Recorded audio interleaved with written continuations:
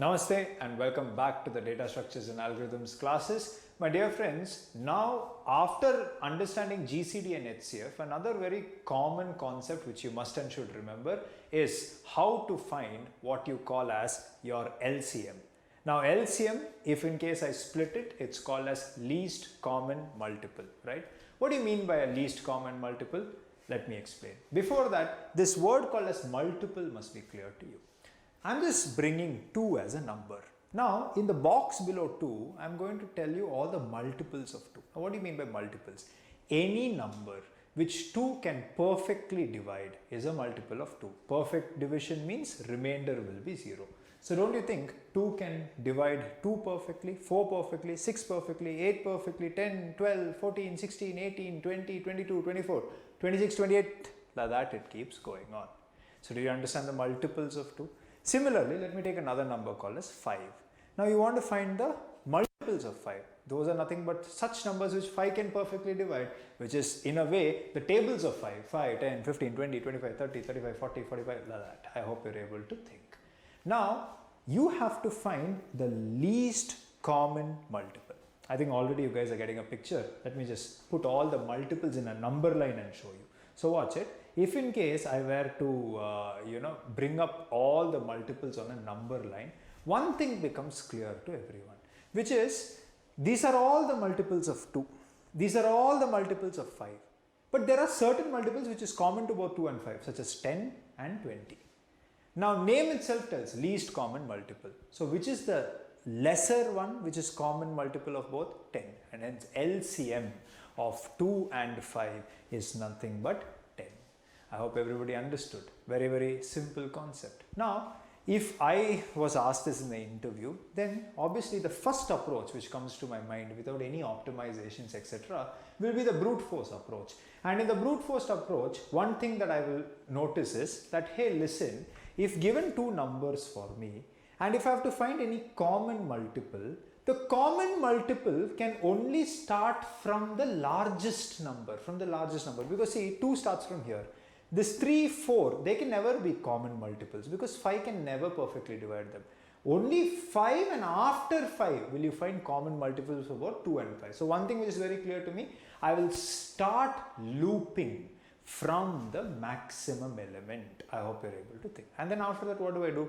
Take an element, see if it will be divided by both the given numbers, in this case 2 and 5. If both of them can perfectly divide it, if both of their remainders will be 0, then that is my common multiple. And it will also happen to be my least common multiple because I'm starting from the lower value and I'm going towards the higher value or infinity. I hope you're able to think. So both can't divide, both can't divide, both can't divide, both can't divide, both can divide, both can divide. So this is a common multiple. Automatically it will be least because you're going from smaller to larger. I hope everybody is able to think. Very simple approach, right? So shall we just quickly go and write some code? Fine. Let me take you to my editor, right? In Java, I'm going to begin by creating a static function which returns an integer, and I'll call it as find LCM.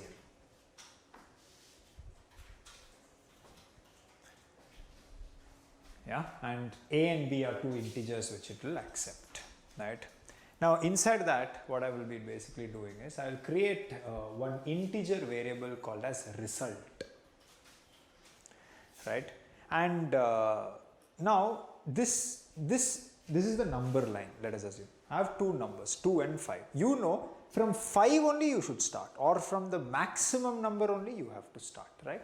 So this result is going to hold the initial value from where your iteration is going to begin from, which is nothing but the max of a and b. So one way to find the max is you can put if else condition or you can always use the built-in method called as max, available in Java, present within the math class, right? So I will just tell math.max of a comma b. Good. So result will basically have the max of a comma b. Now what I will do is very simple. Listen to me. So this is my number line, right? Obviously from 5 I have to start. From 5 I have to start, and I'll have to keep iterating till I find the common multiple. I hope you're able to think. How are we going to do that if you ask me? I need an infinite loop which will keep running till I find the LCM, and the moment I find the LCM it should stop. So how will you do it? Like this. I'll just tell as long as, and I'll tell I want it to keep executing. So I'll make the condition as true. Now, if you tell while true, it will always keep executing. Condition is always true. Now inside the body. Inside the body, what I'm going to do is very simple. I will now check if result is a multiple of A and B. Multiple of A and B means A should be able to divide it perfectly, B should be able to divide it perfectly. Let's check that out, if in case. I'll first check if result is a multiple of A by telling result mod A. And I'll check if this is equal to 0. If this is so, it is a multiple of A. LCM means it should also be a multiple of B. So, and result mod B is equal to 0. Now I'll come inside that, and what I'm going to basically be doing here is, if this condition is satisfied, result is your least common multiple. So I will just break out of this loop. I'll just break out of this loop. Once I come out of the loop, result will have the LCM. I'll just return it. So return result, I will tell. That's pretty much it. This is a brute force approach. I hope you're able to think. Now, will this work? Let's see. So I'll go inside the main method, and so also one more thing, guys. One very important thing we have missed here. See, you're looping. First time result mod A, result mod B you have done. Second time again for the same number you will do. No, but result should keep changing. See, this is a number line. 5, then it should become 6, then it should become 7, then it should become 8. So what we will do is, inside the loop, outside the if, I'll just tell result plus plus. I'll increment it every time. So this is very important. Okay, cool. Now I'll just go down and I'll just create a scanner object. And I'm going to just, take 2 integer variables. So I will scan.nextInt, store it inside A, then B, and then I'll just tell system.out.println, and whatever I'll call find LCM, pass A and B to it, whatever it returns I'm directly going to print it. Let's execute. So if in case I were to execute it, clearly one can notice it's asking for input. So I'll give 2 and I will give 5. If I press enter, it is 10. I'll re-execute and I will give something like 7 and I'll give something like 3. And if in case I press enter, clearly you can see you've got 21, which is the least common multiple between 7 and 3 because they are prime numbers. Anyways, I hope the brute force approach is clear to you. But how efficient is this? For that we have to analyze the time complexity. Let's go analyze it. Now, analyzing the time complexity of this particular algorithm is not that difficult. First and foremost, you can see I have only written the while loop part because this is what is going to decide the number of times the program is going to execute, and obviously the fair share of time is going to be consumed by this piece of code. So obviously analyzing this can give us the time complexity. Okay. Now, one thing you can see is, this is how we do it, right? We have A and B. Let us assume A's value is 3, B's value is 7. First thing is you will find the max. So max is 7. And results initial value is going to be 7. And then there can be many values of results. So I'm just showing a big box like this. Now think about it. Okay. The LCM of 3 and 7 is 21. Which means result will begin from 7, then go 8, 9, 10, 11, 12, 13, 14, 15, 16, 17, 18, 19, 20, 21. It will go till 21. Would you agree with me? So these are the number of times it is executing, Now if you look at the total number of times, if in general I have to write, it's very easy for me. If you look at the initial value of result, it is nothing but the max of A comma B. If you look at the last value of result, it's 21. Can you find a relationship between 3 and 7? What operator if I put between 3 and 7, I'll get 21? It is nothing but A into B. 3 into 7 is 21. I hope you're able to think. Which means if I were to ask you how many times is this going to execute, then if you are smart like me, then you will say that, hey, this is executing for a total of A into B minus max of A comma B number of times. Would you say this is what you will say? So don't you think this is the number of times the loop is executing? Which means in worst case, it will execute so many times. And this, my dear friends, is the time complexity of this algorithm. I hope you're able to think. And of course, which is the approach? Brute force approach. Obviously, there are more efficient approaches. And the most efficient approach makes use of the algorithm you previously learned, which is that of Euclid's algorithm. How can Euclid's algorithm help me calculate the LCM, you wonder? Let me show you.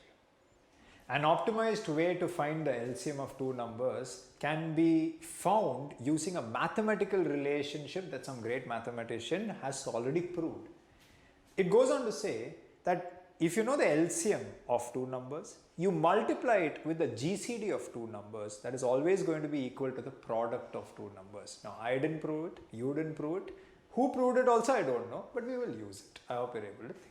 So obviously you can now rearrange this equation. So you want LCM. If you want LCM, it is nothing but product of two numbers divided by the GCD of two numbers. The beauty is how to calculate GCD very efficiently, you know, by making use of the optimized Euclid's algorithm. So don't you think this is going to be extremely efficient? How are we going to solve this? Let us take a look at it. So first, let's go write the code. Now look at this, guys. This Euclid GCD, you already know it. This is how the code looks like. As you can see, it is using this mod operation that we were doing it, and this is extremely efficient. I hope you're able to think. I'll just remove all the system.out.println and all. I don't want this extra lines.